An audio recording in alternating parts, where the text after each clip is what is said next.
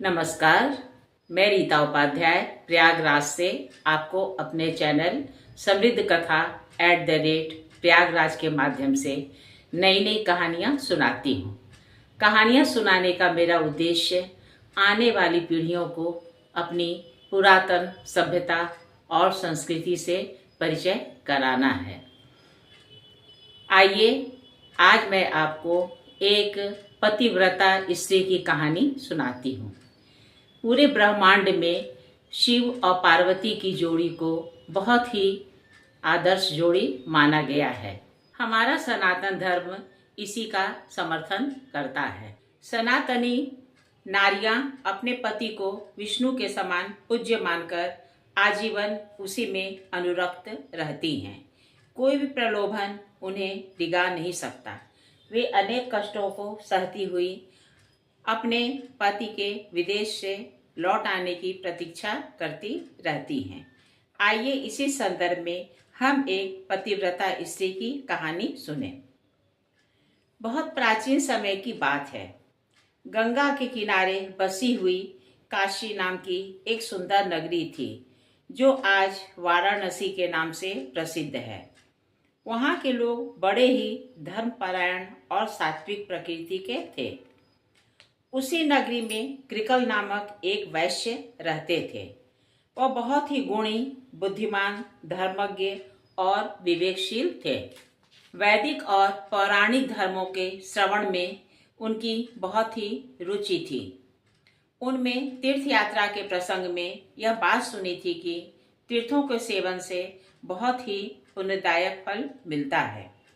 वहां जाने से पुण्य के साथ ही मनुष्य का कल्याण भी होता है। इस बात पर उनके मन में श्रद्धा तो थी ही। ब्राह्मणों और व्यापारियों का साथ भी उन्हें मिल गया। उन्हें जाते हुए देख उनकी पतिव्रता पत्नी पति के स्नेह से मुग्ध होकर बोली, मैं भी आपकी सेवा करती हुई तीर्थों में चलूंगी और आपकी ही छाया का अनुसरण करती हुई लौट आऊंगी। कृकल ने अपनी पत्नी के रूप, शील, गुण, भक्ति और सुकुमारता देखकर विचार किया कि यदि मैं अपनी पत्नी को साथ ले चलूं तो मैं तो अत्यंत दुखदायी दुर्गम मार्ग पर भी चल सकूंगा, किंतु वहां सर्दी और धूप के कारण इस बेचारी का तो हुलिया ही बिगड़ जाएगा। रास्ते में कठोर पत्थरों से ठोकर खाकर इसके कोमल चरणों को बड़ी पीड़ा होगी। उस अवस्था में इसका चलना असंभव हो जाएगा। भूख प्यास से जब इसके शरीर को कष्ट पहुंचेगा तो ना जाने इसकी क्या दशा होगी।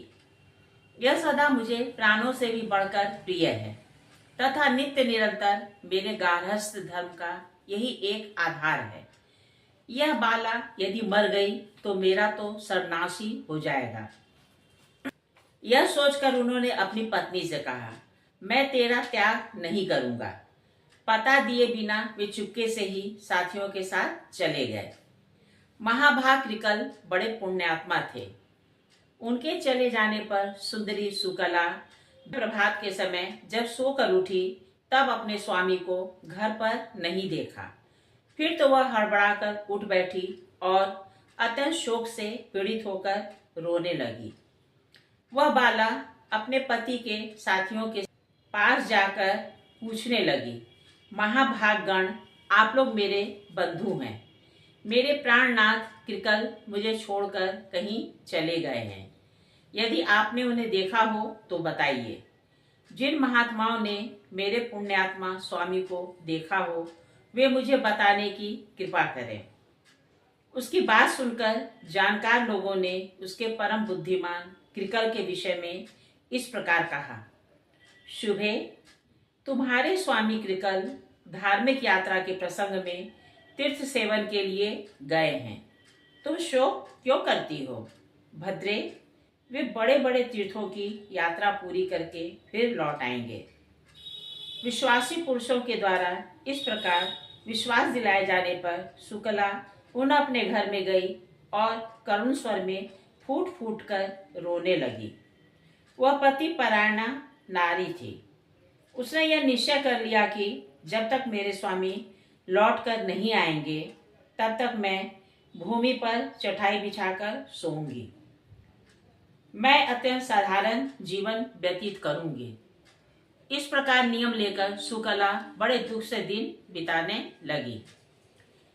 विरहाग्नि से दग्ध होने के कारण उसका शरीर काला पड़ गया, उस पर मैल जम गया।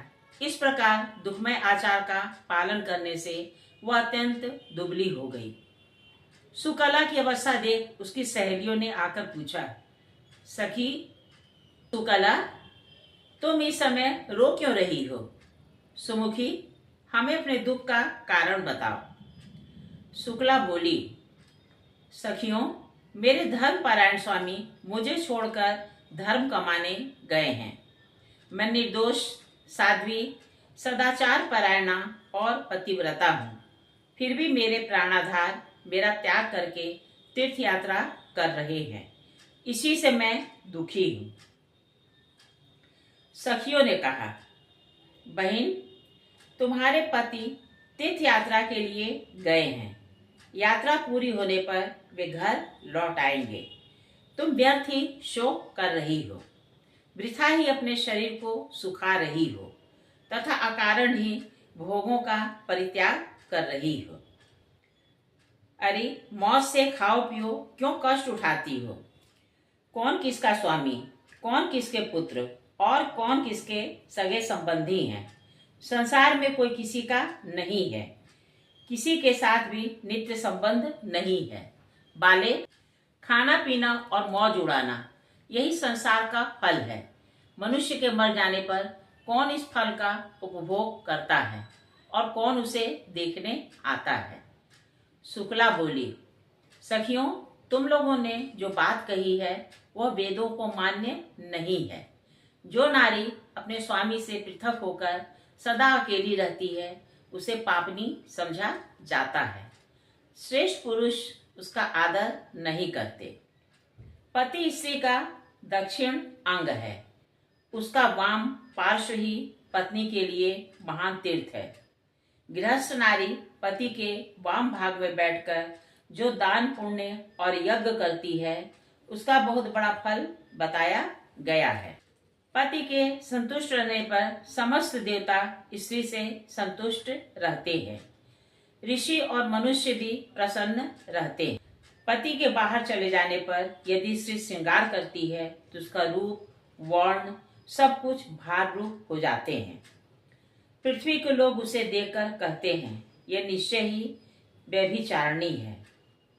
इसलिए किसी भी पत्नी को अपने सनातन धर्म का त्याग नहीं करना चाहिए। इस प्रकार शुक्ला के मन में केवल पति का ही ध्यान था और पति की ही कामना थी। उसके सतीत्व का प्रभाव देवराज इंद्र ने भी भली भांति देखा तथा उसके विषय में पूर्णतया विचार करके वे मन ही मन कहने लगे, मैं इसके अविचल धैर्य और धर्म को नष्ट कर दूंगा। ऐसा निश्चय करके उन्होंने तुरंत ही कामदेव का स्मरण किया। महाबली कामदेव अपनी प्रिया रति के साथ वहां आ गए और हाथ जोड़कर इंद्र से बोले, नाथ, इस समय किस लिए आपने मुझे याद किया है? आज्ञा दीजिए, मैं सब प्रकार से उसका पालन करूंगा। इंद्र ने कहा, कामदेव, यह जो पातिव्रत्य में तत्पर रहने वाली महाभागा शुक्ला है वह परम पुण्यवती और मंगलमयी है। मैं इसे अपनी ओर आकर्षित करना चाहता हूँ। इस कार्य में तुम मेरी पूरी तरह से सहायता करो। कामदेव ने उत्तर दिया, सहस्त्रलोचन, मैं आपकी इच्छा पूर्ति के लिए आपकी सहायता अवश्य करूंगा। देवताओं, मैं मुनियों और बड़े बड़े ऋषीश्वरों को भी जीतने की शक्ति रखता हूँ। फिर एक साधारण स्त्री को जिसके शरीर में कोई बल ही नहीं होता जीतना कौन सी बड़ी बात है? देवेश्वर, मैं शुक्ला के सतीत्व को अवश्य ही नष्ट करूंगा। इंद्र बोले, मनोभव, मैं रूपवान, गुणवान और धनी बनकर कौतूहलवश इस नारी को धर्म और धैर्य से विचलित करूंगा। कामदेव से यो कहकर देवराज इंद्र उस स्थान पर गए जहां कृकल वैश्य की प्यारी पत्नी सुकला देवी निवास करती थी। वहां जाकर वे अपने हाव भाव, रूप और गुण आदि का प्रदर्शन करने लगे। रूप और संपत्ति से युक्त होने पर भी उस पराये पुरुष पर सुकला दृष्टि नहीं डालती थी, परंतु वह जहां जहां जाती वहीं वहीं पहुंचकर इंद्र उसे निहारते रहते थे। इस प्रकार सहस्र नेत्रधारी इंद्र अपने संपूर्ण भावों से कामजनित चेष्टा प्रदर्शित करते हुए चाह भरे हृदय से उसकी ओर देखते थे। इंद्र ने उसके पास अपनी दूती भी भेजी। वह मुस्कुराती हुई गई और मन ही मन शुक्ला की प्रशंसा करती हुई बोली, इस नारी में कितना सत्य, कितना धैर्य, कितना तेज और कितना क्षमा भाव है। उसने शुक्ला से पूछा, कल्याणी, तुम कौन हो? किसकी पत्नी हो? जिस पुरुष को तुम जैसी गुणवती भार्या प्राप्त है वही इस पृथ्वी पर पुण्य का भागी है। दूती की बात सुनकर मनस्विनी शुक्ला ने कहा, देवी, मेरे पति वैश्य जाति में उत्पन्न धर्मात्मा और सत्य प्रेमी हैं। उन्हें लोग कृकल कहते हैं। मेरे स्वामी की बुद्धि उत्तम है। उनका चित्त सदा धर्म में ही लगा रहता है। वे इस समय तीर्थ यात्रा के लिए गए हैं। उन्हें गए आज 3 वर्ष हो गए। अतः उन महात्मा के बिना मैं बहुत दुखी हूँ। यही मेरा हाल है। अब बताओ कि तुम कौन हो जो मुझसे मेरा हाल पूछ रही हो। शुक्ला का कथन सुनकर दूती ने इस प्रकार कहना आरंभ किया, सुंदरी, तुम्हारे स्वामी बड़े ही निर्दयी हैं जो तुम्हें अकेली छोड़कर चले गए। वे अपनी प्रिय पत्नी के घातक जान पड़ते हैं। अब उन्हें लेकर क्या करोगी? कौन जाने वे वहां जीवित हैं या मर गए। जीते भी हों तो उनसे तुम्हें क्या लेना है? तुम व्यर्थ ही इतना खेद करती हो। इस सोने जैसे शरीर को क्यों नष्ट करती हो?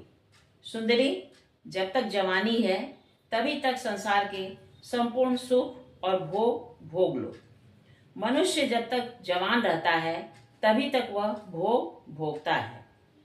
सुख भोग आदि की सब सामग्रियों का इच्छानुसार सेवन करता है। इधर देखो, ये एक पुरुष आए हैं जो बड़े सुंदर, गुणवान, सर्वज्ञ, धनी तथा पुरुषों में श्रेष्ठ है। तुम्हारे ऊपर इनका बड़ा स्नेह है। ये सदा तुम्हारे हित साधना के लिए प्रयत्नशील रहते हैं। इनके शरीर में कभी बुढ़ापा नहीं आता। स्वयं तो ये सिद्ध हैं ही, दूसरों को भी उत्तम सिद्धि प्रदान करने वाले हैं। शुक्ला बोली, यह शरीर पानी के बुलबुले के समान क्षणभंगुर है। फिर इसके रूप का क्या वर्णन करती हो? 50 वर्ष की अवस्था तक ही यह देह दृढ़ रहती है। उसके बाद प्रति क्षण क्षीण होती जाती है।